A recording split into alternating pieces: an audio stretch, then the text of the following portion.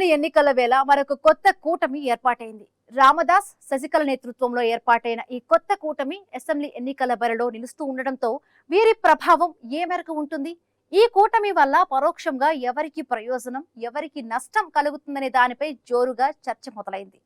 శశికళ, రామదాస్ నేతృత్వంలో ఏర్పాటైన ఈ కూటమి ప్రధాన లక్ష్యం ఏంటి?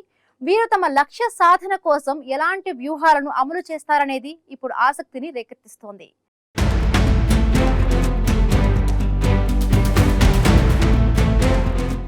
అసెంబ్లీ ఎన్నికల వేళ తమిళనాడు రాజకీయాల్లో కీలక పరిణామాలు చోటు చేసుకుంటున్నాయి. దివంగత ముఖ్యమంత్రి జయలలిత నెచ్చెలి శశికళ, పీఎంకే అధినేత డాక్టర్ రామదాస్ మధ్య కుదిరిన పొత్తు ఇప్పుడు రాష్ట్ర రాజకీయాల్లో హాట్ టాపిక్గా మారింది. శశికళ నేతృత్వంలోని all India Thalaivar Makkal Munnetra Kazhagam, Ramadoss PMK కలిసి ఎన్నికల బరిలోకి దిగాలని నిర్ణయించుకున్నాయి. ఇప్పటికే తమిళనాడులో డీఎంకే, అన్నా డీఎంకే కూటమిలతో పాటు విజయ్ టీవీకే, శశికళ పార్టీ సైతం ఎన్నికల బరిలో నిలుస్తున్నాయి. అదే సమయంలో సీమాన్ ఎన్టీకే ప్రభావాన్ని సైతం ఈసారి తక్కువ అంచనా వేయడానికి వీల్లేదు. ఇలాంటి పరిస్థితుల్లో అధికార విపక్ష కూటములకు దీటుగా సత్తా చాటాలని మరో కొత్త కూటమి ఏర్పడటం కీలక పరిణామం. శశికళ పార్టీ పురిచ్చి తలైవర్ మక్కల్ మన్నెట్ర కలగం, పీఎంకే వ్యవస్థాపకులు రామదాసు కలిసి కొత్త కూటమికి శ్రీకారం చుట్టడంతో వీరి ప్రభావం అసెంబ్లీ ఎన్నికల్లో ఏ మేరకు ఉంటుందనే అంశం తమిళనాడు రాజకీయాల్లో ఇప్పుడు హాట్ టాపిక్గా మారింది.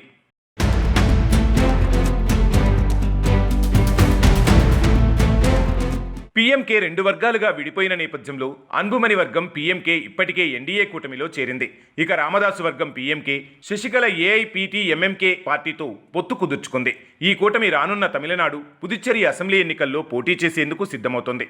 ఈ కూటమి ప్రధానంగా తమిళనాడులోని 100 స్థానాలపై దృష్టి సారించినట్లు తెలుస్తోంది. ఉత్తర తమిళనాడులో రామదాసు నేతృత్వంలోని పీఎంకే 40 స్థానాల్లో, డెల్టా దక్షిణ ప్రాంతాలలో శశికళ పార్టీ 60 స్థానాల్లో పోటీ చేసే అవకాశం ఉంది. తమిళనాడులో ద్రోహానికి చిహ్నంగా ఉన్నవారిని తొలగించడం, రాష్ట్ర స్వయం ప్రతిపత్తిని కాపాడటం తమ లక్ష్యమని రామదాస్, శశికళ ప్రకటించి తమిళనాడు రాజకీయాలను హీటెక్కించారు.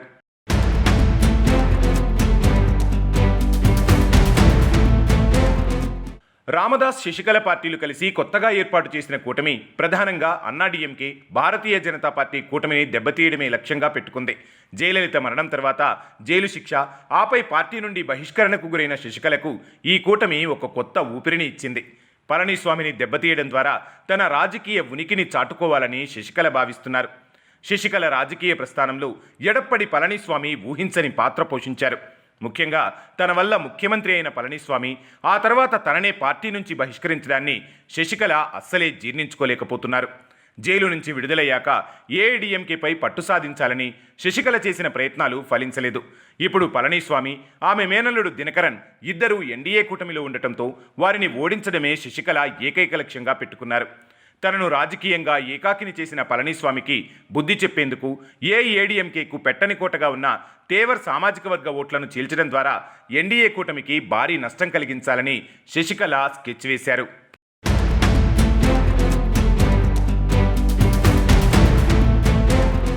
మరోవైపు పీఎంకే అధినేత రామదాస్ పరిస్థితి కూడా ఇలాగే ఉంది. ఎన్డీఏతో పొత్తు పెట్టుకున్న తన కుమారుడు అన్బుమని రామదాస్ నిర్ణయంతో రామదాస్ విభేదిస్తున్నారు. పీఎంకే పార్టీ వ్యవస్థాపకుడు అయిన రామదాసు చట్టబద్ధంగా ఆయన పార్టీ గుర్తును కానీ, నాయకత్వ పదవిని కానీ పొందలేకపోయారు. అయితే రాజకీయంగా, వ్యక్తిగతంగా ఒంటరి పోరాటం చేస్తున్న తరుణంలో రామదాసు శశికళతో చేతులు కలిపారు. ఉత్తర తమిళనాడులో అత్యంత బలమైన 1 ఇయర్ సామాజిక వర్గ ఓట్లను రామదాస్ తన వైపు తిప్పుకోవాలని భావిస్తున్నారు. శశికళ ప్రస్తుతం అధికారికంగా ఏఐడీఎంకేలో లేకపోవడం, రామదాస్ తన కుమారుడు అన్బుమని రామదాస్తో విభేదించి ఒంటరిగా ఈ ప్రయాణం చేయడం వీరిద్దరికీ పెద్ద సవాల్గా మారింది.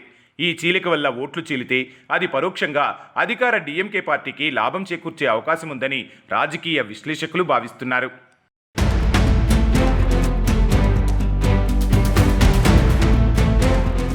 శశికళ, పీఎంకే అధినేత రామదాస్ పార్టీల మధ్య కుదిరిన పొత్తు ఇప్పుడు తమిళనాడు రాష్ట్ర రాజకీయాల్లో హాట్ టాపిక్ గా మారింది. మరికొన్ని రోజుల్లో జరగనున్న అసెంబ్లీ ఎన్నికల్లో ఈ కూటమి ఏ మేరకు రాణిస్తుంది, వీరు నిర్దేశించుకున్న లక్ష్యాన్ని చేరుకోవడంలో సఫలం అవుతారా లేదా అన్నది ఇప్పుడు చర్చనీయాంశంగా మారింది.